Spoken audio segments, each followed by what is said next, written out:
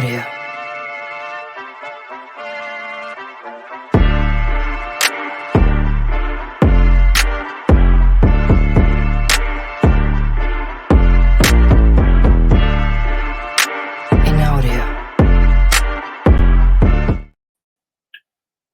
What's going on, everybody? Welcome back to the channel. Bring you guys a real quick video about some of the things going on with the Ravens and the airwaves across Twitter, across Facebook, across the NFL or whatever, NFL.com, ESPN, whatever it is you're looking into to get your information.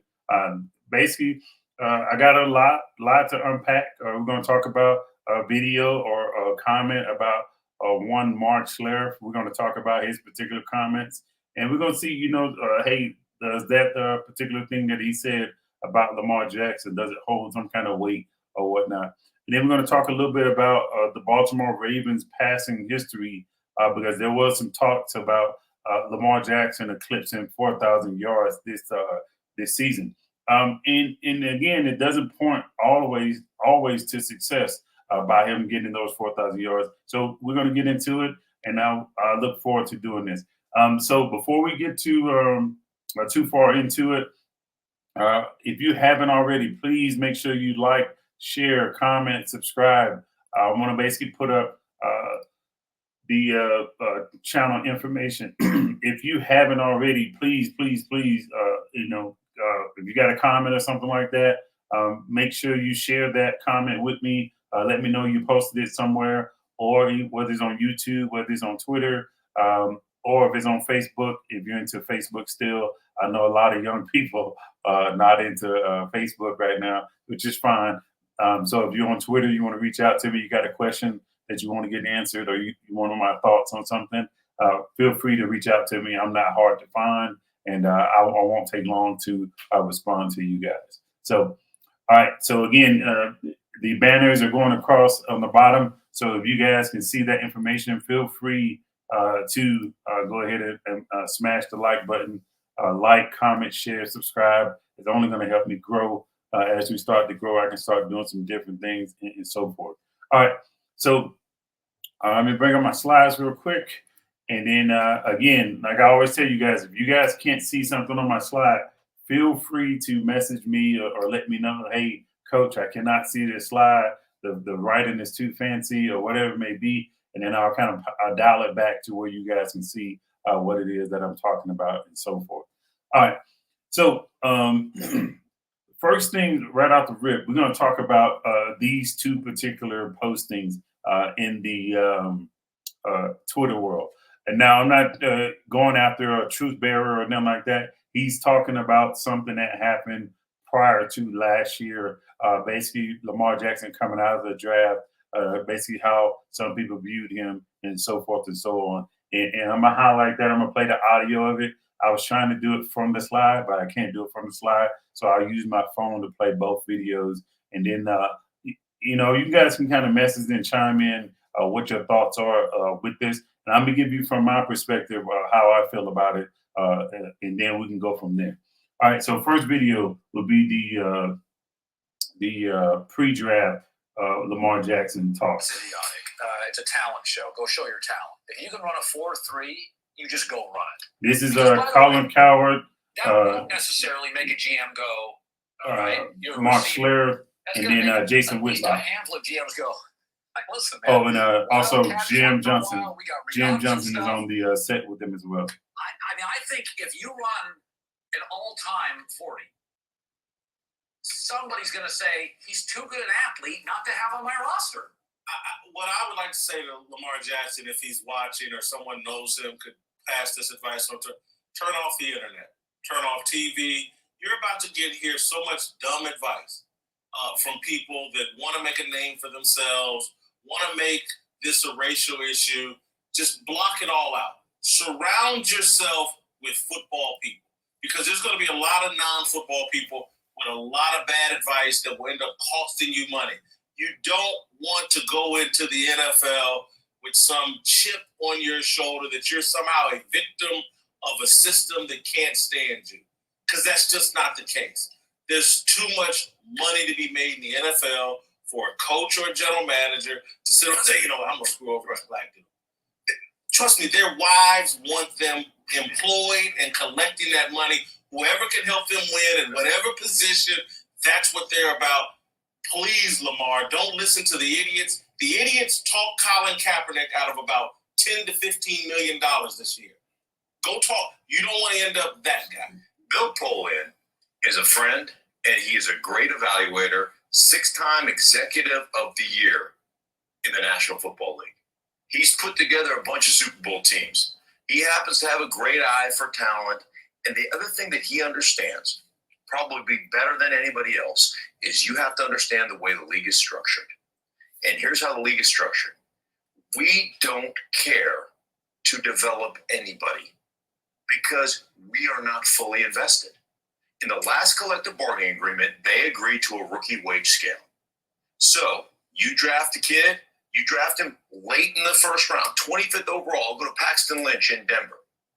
Paxton Lynch is throwaway right now for the Denver Broncos. They've moved on. After 2 seasons, they have moved on. Why? Because they've invested $9 million. You know where they got it? From the couch cushions in the front office. Oh, there's $9.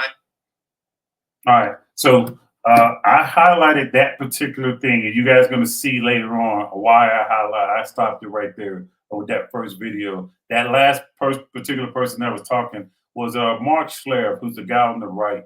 And we're going to fast forward how he was talking. He talked like this in one video, but then he's going to talk something totally different in the next video.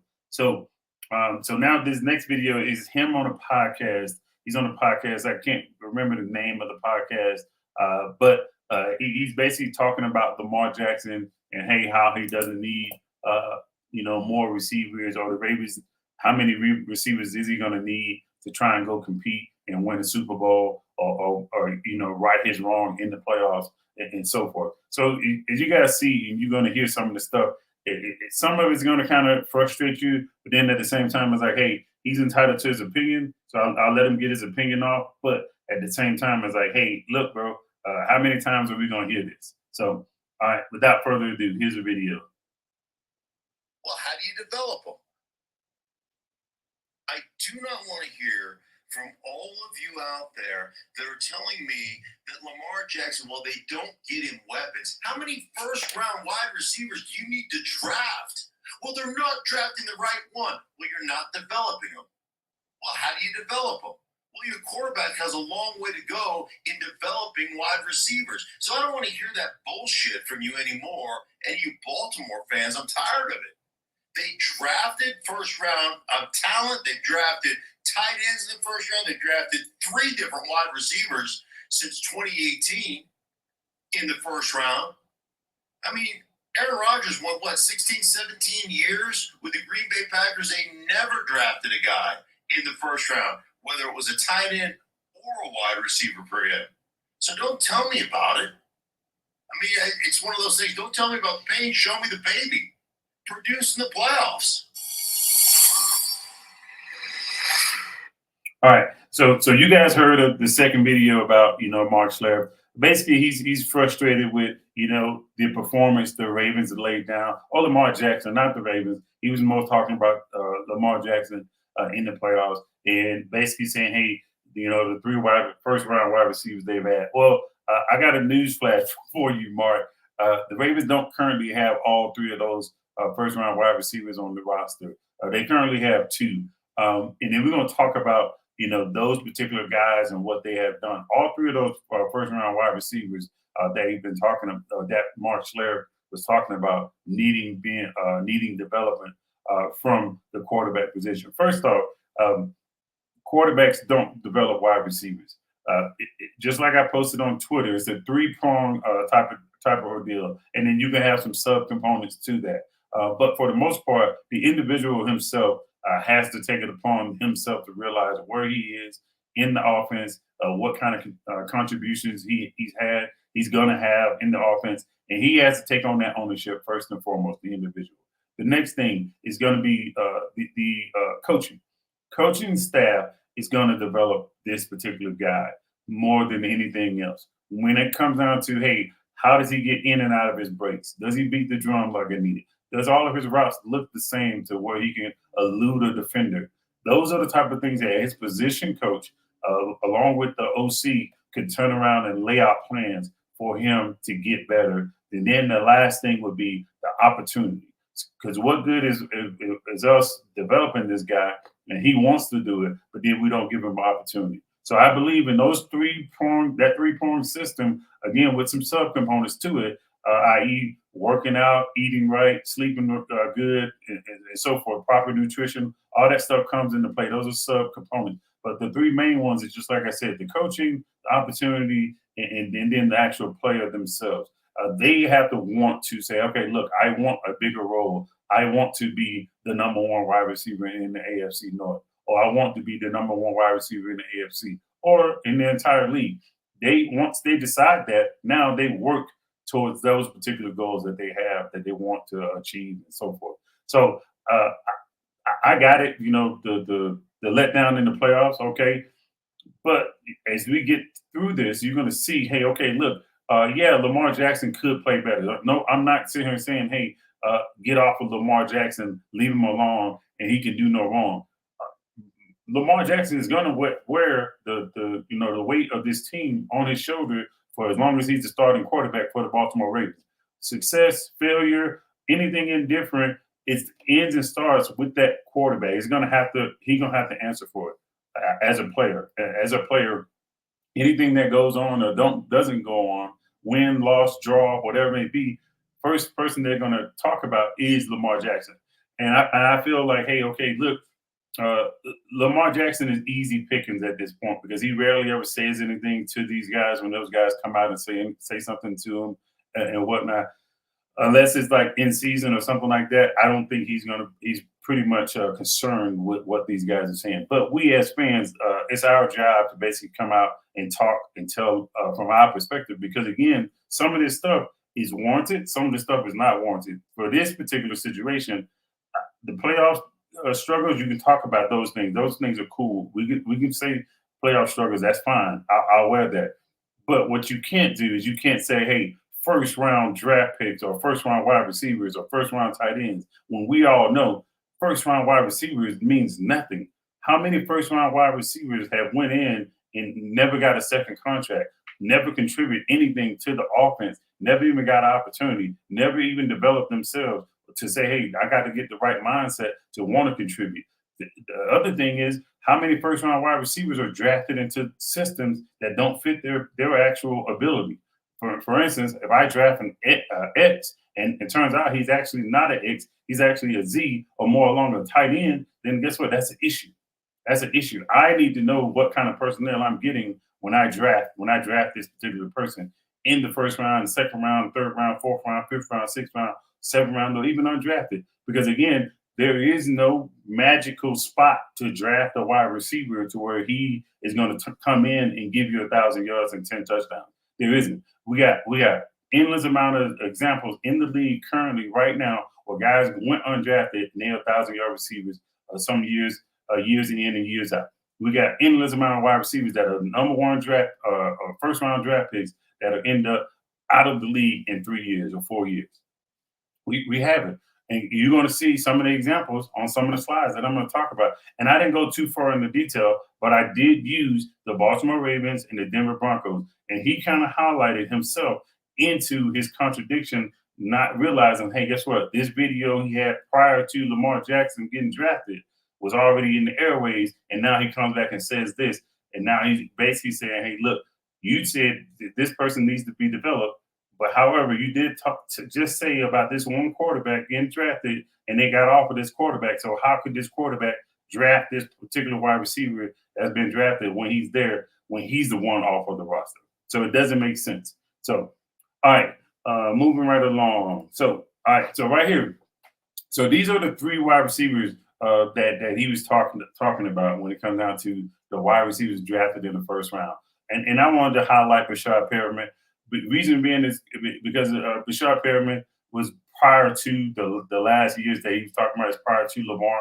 But I just wanted to talk about him not getting the actual opportunities when it comes down to or the proper development and the opportunities in this offense to go be something because he did go down to Tampa Bay and he had a serviceable career. I wouldn't say serviceable career. He had a good year in Tampa Bay where he caught 6 touchdowns, and I think he got close to 1,000 yards and maybe even 1,000. So he got somewhere close to it. So if you want to put that as an indictment on the Ravens, okay, put that as an indictment on the Ravens. But what we're going to talk about since 2014, these are all the wide receivers that the Ravens have picked. And as you guys can see, if you're a Ravens fan or even you're not a Ravens fan, you're just an NFL fan, you can kind of notice, hey, none of these guys are still on the roster. You got some guys that drafted in 2020, 2021. Tylen Wallace is still on the team. But the 4 guys that are here that got stats from the Ravens, those guys that played, multiple years in the system and they've gotten opportunities. But as you can see, not all of them are the same. Not all of them are body style. They don't even have the same body style. They don't even have the same speed. They don't even have the same measurables. So again, when you say, hey, first round wide receivers, this is what they got, Lamar Jackson, you have to sit here and dissect that a little further, right? Because to be honest with you, some Ravens fans will say, hey, Lamar Jackson was force feeding the ball to Hollywood Brown. Case in point, he got targeted 146 times and brought in 91 receptions, and he barely got over the 1,000-yard mark then. The other thing is, when it comes down to the opportunity, right, the offensive style that the Ravens were running was a run-first type of situation. 12, probably 13 personnel. When it comes down to it, it's hard to go out there and really develop as a wide receiver. And if you don't do what you're supposed to be doing, and then on top of this, the offensive coordinator does not have a significant role for each and every wide receiver. Because there were times they would, hey, look, we have 3 or 4 wide receivers out there. 2 of them not even getting looked at, just not. They basically decoys running down the field just because of the offensive style that we had, and it was designed to attack certain parts of the field and not attack other places on the field. So that kind of limited the opportunities for these wide receivers.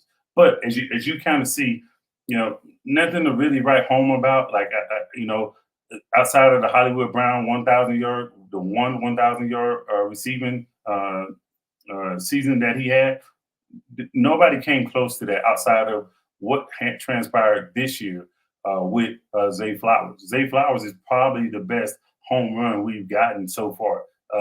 Even then, looking at that sometimes with some of the players and some of the fans, some people say, hey, Lamar Jackson looks for Zay Flowers too much. And if you want to sit here and hold them to a fault for that, but by all means, you hold them to a fault. But I can tell you, him having this 71% catch percentage, that is huge. That reliability cannot be overlooked when it comes down to, yeah, I got it. The guy has the talent, he has an ability, he has a certain type of speed or whatever it may be. But if the guy comes down with the ball, why not? Why not? Most teams, I wouldn't say most teams, but good quarterbacks that have transitioned to be great quarterbacks have always had their number one option. Not a number one type of receiver, but their number one type of option of a guy that they trust the most on the team or out of the receivers and whatnot. And you get into trouble or you have routine plays, you go with what you know that's going to work. That's just how it works. So no slight against Rashad Bateman, no slight against any other wide receivers or anything like that. But if you look at this particular these charts right here, you look at his catch percentage. His catch percentage is 57%. I don't know how many times. I don't know how long is that going to go on for.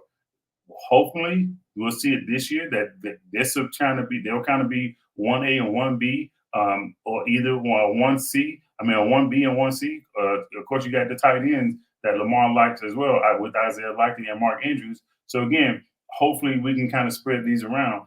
But the one thing that I would like, even if they don't get the targets, I would love if the catch percentage goes up. Meaning, if Lamar Jackson is not throwing a bad ball and the balls are catchable, I would like for all our receivers to be closer to the 65 and up, at least 65% or better. Because what that means to me is that basically saying, hey, not only are you spreading the ball around, but every guy is reliable. So now if Zay Flowers is not getting off, or he can't beat the press or whatever, we got multiple layers and multiple opportunities to get the ball to other players and not have to force feed it to Zay until he comes out of his funk, or vice versa, Rashad Bateman. If we have to, I don't want to force feed it to anybody because again, you look at these particular numbers. These numbers are not anything to write home about, but I will tell you, if we can get both guys close to 1,000 yards or closer to 10 touchdowns, I think that now opens up the offense even more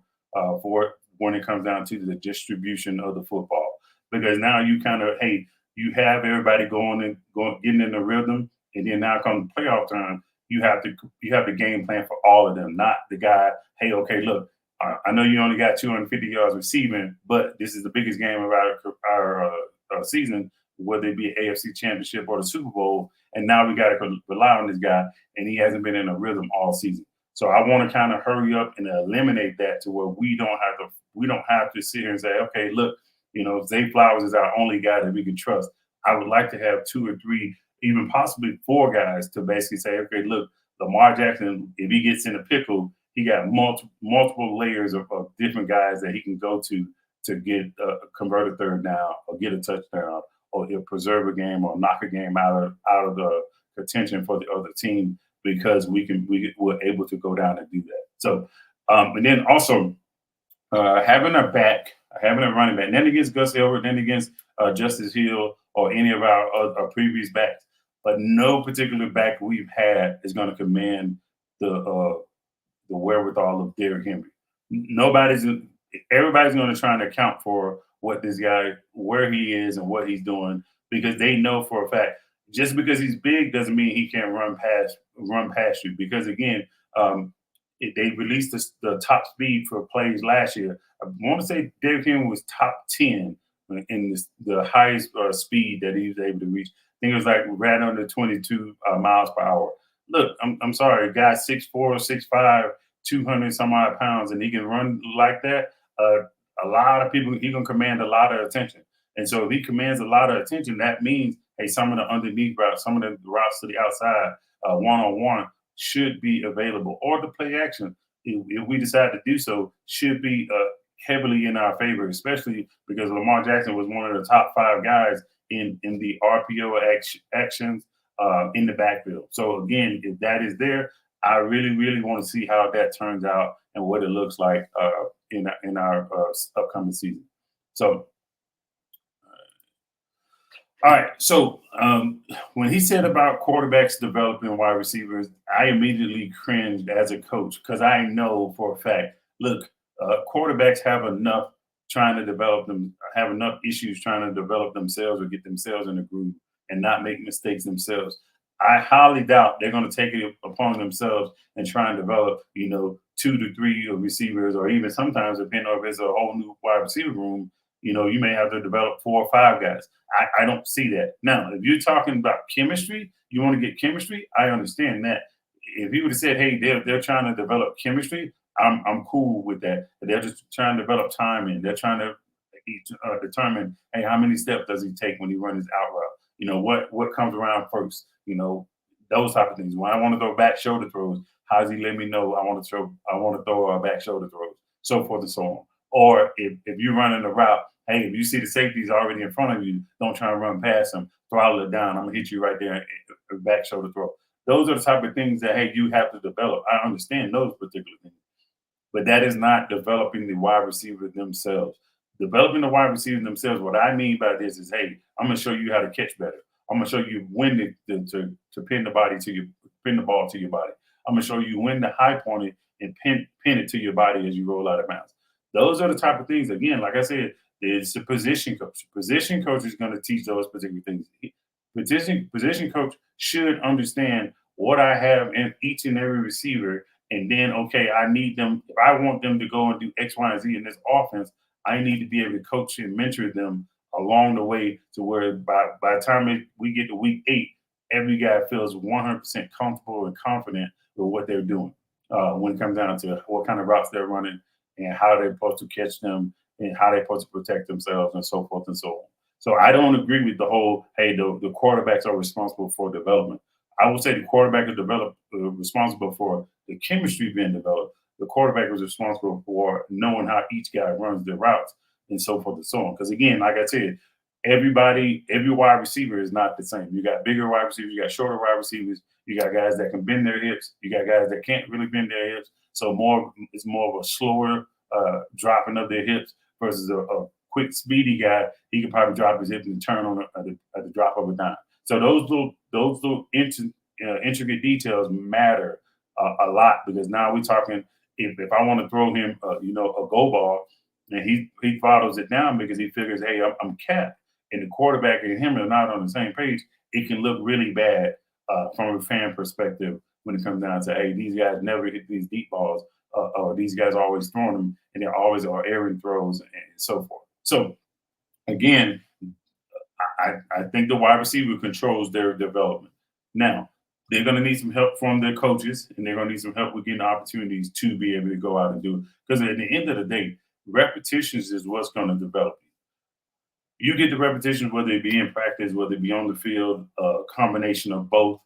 You're going to have to get those repetitions, and that's what's going to overall get you to that point to transition from, hey, I'm just a guy on the roster, to now I'm a number one contributor or a top 5 contributor in this particular offense.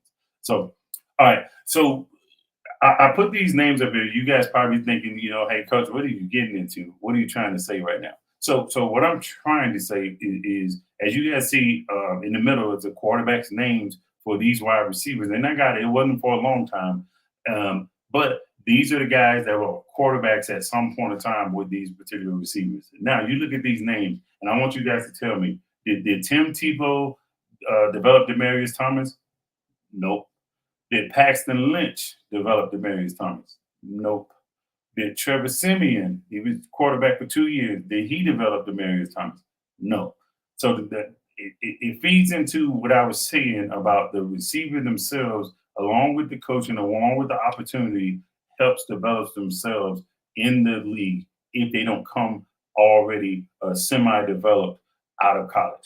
Most of these guys, a receiver is going to come, they're going to have something that they already do well from their college coaches or their high school coaches or whatnot. So when they come to the NFL, it's more of a kind of reinforcement, or, hey, we're doing the small intricate details because of this is the type of offense that we run, whether it be a spread offense, whether it be a more RPO, whether it be a run first, whether it be a pass first, whether it be a play action, or whatever it may be. Those are kind of intricate details you got to get into when you want guys to run certain things a certain way and so forth. And then next, Jalen Reagor for the Philadelphia Eagles. Carson Wentz, he didn't develop him. Jalen Hurts didn't develop him. Kirk Cousins in Minnesota didn't develop him. Mac Jones in New England didn't develop him. So again, is it his fault that he's on his third team in 4 years? You could kind of say that, but you can't sit here and say, hey, look, these quarterbacks are the reason why Jalen Reagor has struggled. Because again, he has played 10 plus games, but all these games he's played, how much of him has he been targeted? Has he been given an opportunity? And within that opportunity, have you ensured that he's got the repetitions in practice and in game to be able to go out and show what he's able to do? Because in college, he didn't have an issue doing what he needed to do in college, because again, people took his skill set, designed some plays and some packages for him, and then allow him to go out and be himself. Well, instead of saying, hey, I need you to be somebody that you're not within your own natural ability. That's the thing that gets a lot of these receivers in trouble and out of the league pretty quickly, because they draft him thinking, hey, okay, he runs a 4.2 40, but they don't realize, hey, guess what? He likes to be more quick twitchy instead of long stride throwing a guy go balls, because he may have horrible catching traffic mechanics, or he probably don't even know how to high point the ball. So again, if you're thinking that, hey, I want to just sit back there and throw go balls at him, and the people's around him, he's probably not going to be able to do well. So with that, because again, just because you run a 4.2 40 or a 4.4 40 or whatever it may be, doesn't mean that cornerback that you line up with week in and week out doesn't run the same 4.4 40. So then now it's a matter of skill versus skill. Not, hey, I got my talent. I have so much talent or God-given abilities, but those God-given abilities, he gave them to somebody else as well. So somebody else has those same type of abilities. So well, now guess what? I got to outsmart him or I got to outthink him. But if I've never been properly developed to rely on those particular type of skill sets, then guess what? I'm probably not going to win most of my particular matchups. Hence, if you see with Jalen Rager, his target significantly dropped all the way down to, hey, he was only targeted 23 times. Now I got it. Maybe he got injured, but 23 times in 11 games, that's crazy to me for a first round pick. By the way, that's the other thing. The guy was a first round pick, and he doesn't get 2 targets a game in the games he's playing in New England. So again, Mark Schlereth, some of the stuff you said was you can hold Lamar Jackson accountable. Some of the stuff you said was very, very, very, very questionable when it comes down to you being in the league and you knowing what it takes to get a guy to go out and contribute on the field in games week in and week out from a wide receiver standpoint. So again, it doesn't matter. First round, fourth round, third round, doesn't matter. You have to give the guy opportunities to be able to go out and do what they need to do to contribute in your offense. So the answer to that question is: are QBs responsible for wide receiver development? Absolutely, unequivocally, undeniably, no. They help with chemistry, but they do not control the overall development or any development of a wide receiver. That would be the one. If it's anybody, it would be the position coach, basically taking this guy underneath his wings and saying, "Hey, within the offense, this is what we need from you from this position. Can you do this? Yep. Okay, I can do this, or I can't do that, so forth and so on." And as I pick up on the specifics of what you can do and what you can't do, now I put you in those particular positions in practice to overcome those particular obstacles where you can be a more complete wide receiver and give me more in a particular offense. So, all right, we're going to move on to the Ravens' history.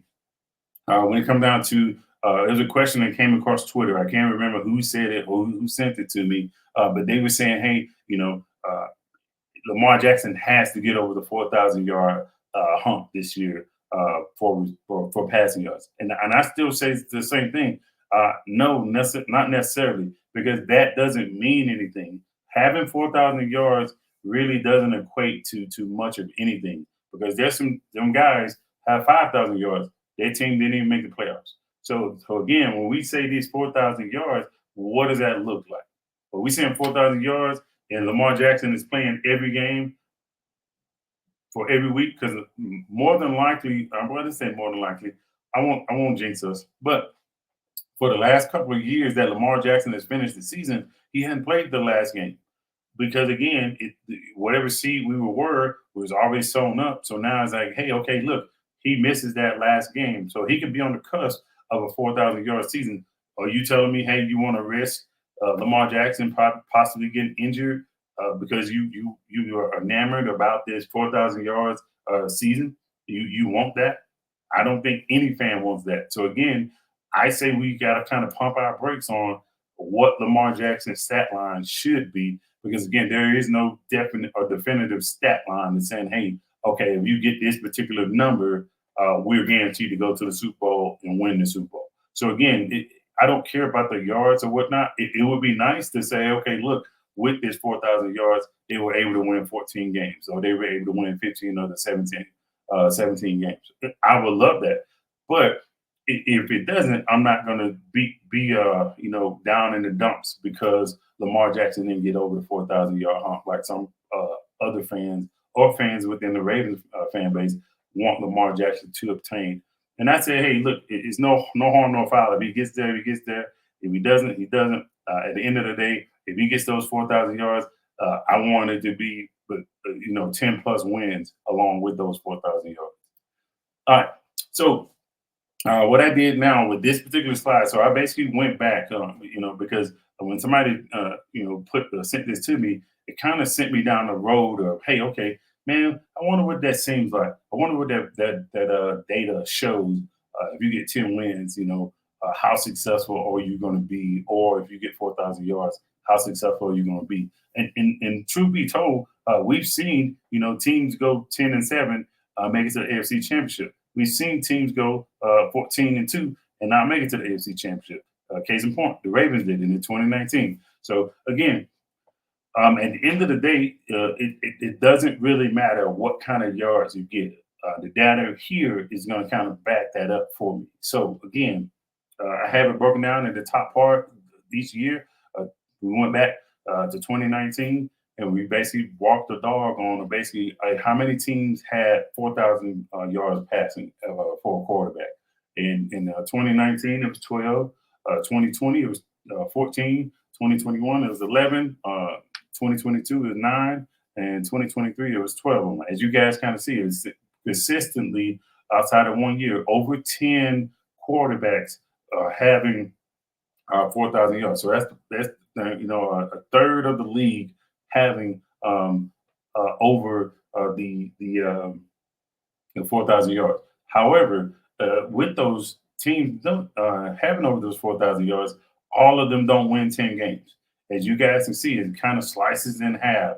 A couple of times it was a little bit more than half or whatever. But for the most part, yeah, you get the 4,000 yards, but you don't always get the 10,000 wins. So this is where I start to slowly disconnect myself away from, hey, been falling in love with the magical 4,000 yards passing, because that's a good indicator. If you are passing or having to pass a lot, you're probably not winning a lot of games. So you got to make up a lot of yards in garbage time, or you're trying to throw yourself back into the game. The quickest way to get the touchdowns is throwing the ball. So if you got a lot of these type of yards, or if you're just blowing people out, that could be a good indicator as well. And we all know I don't want the Ravens to be a pass-heavy type of team, not how they're currently constructed. I would like for them to keep their balance that they have right now, because now if we have that balance helps us win games. I don't think, hey, we go too much on the run side or too much on the pass side. I just don't see us getting much further than a 10 or 11 win season and so forth. And we're really trying to go out and progress from further than where we went last year. We have to have that balance attack. So moving along with that, some of the teams that had the 4,000 yards, as you guys can see, right? Half of them, a little bit less than half of them on some occasions, didn't even have 9 wins or barely had 9 wins. So in 2019, 2 teams, 2020, 1 team, 2021, 1 team had 9 wins. 2022, 3 teams had 9 wins. In 2023, 4 teams out of the 12 had 9 wins. Now, this bottom line is what is really alarming to me, because again, that's the thing that made me realize, like, hey, wait a minute, none of this really matters when it comes down to what your season is gonna look like, because you got a 4,000 yard passing season, or I got a 10-win season, or whatever it may be. At the end of the day, you still got to go out and try and win as many games as possible. And I just don't think passing is the denominator when it comes down to winning games. Because again, you could be losing games. You can be losing the game. Just because you start passing doesn't necessarily mean you're going to win. But however, you got a team with a 4,000 yard pass run. So that's one indicator. The other indicator could be, hey, okay, look, we start passing early on. We get up on the team 20 plus points or 15 plus points, and we go stagnant in the second and third quarter. Come the fourth quarter, I'm not passing trying to get you back into the game, because again, at the end of the day, the more times you pass it, the more propensity or chances you give the defense to intercept it as well. So now that's the other layer to this, is that, hey, the more often you pass it, more chances you give a chance the defense or team to get back into the game. And we all know, hey, 2 drives, you start to pass, I get a pick 6 on one of them, and then I get a 3 or 4 play in out on the next one. Guess what? I'm back in that game. If I was down by 10 to 14 points, I'm back in that game, possibly winning it, depending on how much I'm down by.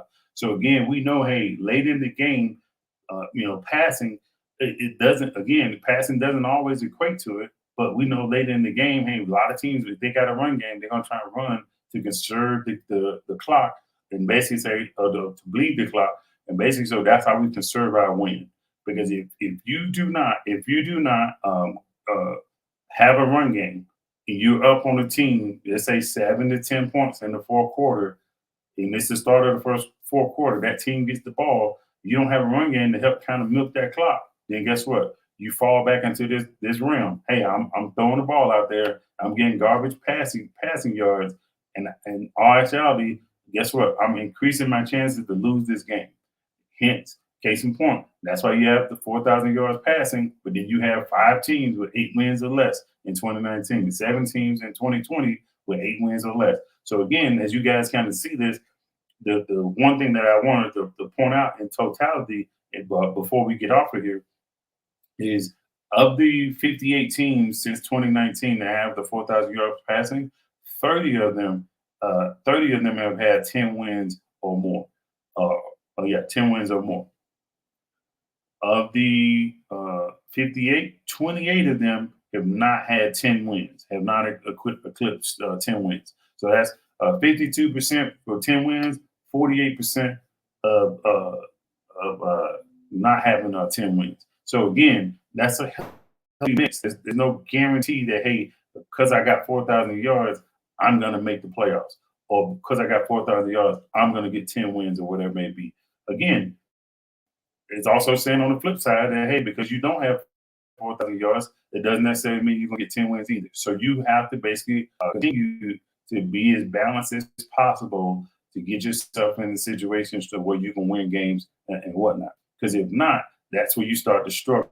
That you go down that road of, hey, okay, look, I got to pass to get myself back into this game. And then next thing you know, I end up, I got high pass yardage, but I don't have the wins to show for it.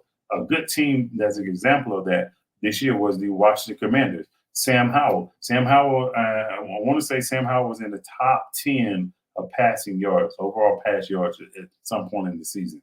And if you look at it, they had 4 wins, 4-13. They had nothing to show for it because, again, a lot of their stuff was them trying to fight back and get back into games or basically get into games. So it's like, look, we have to kind of keep up with this particular team because we didn't have the run game like we've had in the years past. So, all right.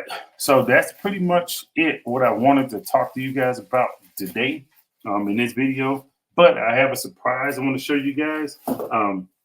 You guys don't know. Based off of this room that I'm in, you see all the different Ravens memorabilia all on the wall, my jerseys and stuff like that, my hats all through the wall, plaques and stuff like that. And I collect mini helmets, right? I don't like the big helmets because big helmets take up too much space, but I do have a mini helmet collection. I want to say I have close to 25 to 30 of them.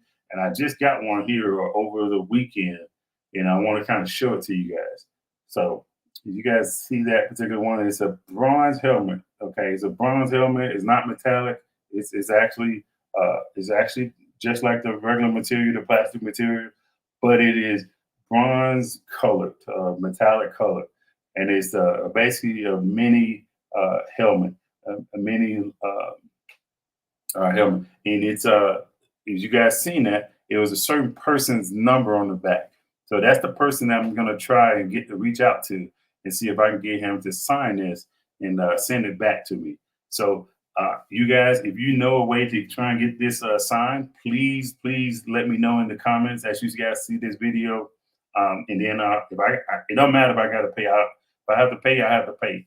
No big deal. But I would like to get it signed by that particular person. If you guys seen the number that's on the back, I would like for that particular person to sign it. So I'm gonna go ahead and get out of here. I'm gonna end this video. Once again, if you guys haven't already, please like, share, comment, subscribe to the channel on YouTube. If you want to follow me on Twitter, it's WarReady81 on Twitter. Currently I have an Auburn Tiger AI generated picture, so that's the particular one. Don't freak out because it's not the Ravens season. It's going to be the Tiger season before the Ravens get back into the football swing of things, and then I'll probably change it once the Ravens season started. So, but yeah, again, thank you guys for the support and all the love that you guys have shown me up until this point. And until the next video, see you guys, and you guys take care and stay out of trouble. Don't do anything crazy. Oh, before I leave, my hearts and prayers are out to all the individuals lost in the crash in Marlborough County Maryland, or Margot, Maryland. The crash involving Kyrie Jackson from the Minnesota Vikings that got drafted out of Oregon. So all the young men that lost their lives out from Wise High School in Maryland, the hearts and prayers are all out to you guys, families, and your loved ones that you left behind. And look, if you're a content creator, look, be cognizant of what you create, what you put in the airwaves, because you gotta understand people have families that they still have left behind here, and that's not your opportunity to go on and kind of try and make a quick buck off of a guy or gal losing something in their lives or whatever it may be. For the most part, I'm pretty positive on the internet and whatnot. The only negative I think I'd probably say is about somebody's team or something like that. But even then, it's not anything derogatory. So I'm not going to highlight anybody's negative time in their life or anything like that. And I just hope you guys can do the same. So if you're a content creator, try and keep it clean, like my boy Engraven always talk about. Keep stuff clean and try not to drag anybody's name through the mud, especially when they're no longer here to defend them. So again, thanks again for all the support, and I'll see you guys in the next one. And until then, you guys stay safe. Take care of your families. Enjoy your loved ones. And if you haven't already, make sure you hug and kiss them and tell them you love them. And we'll see you guys in the next one. Peace.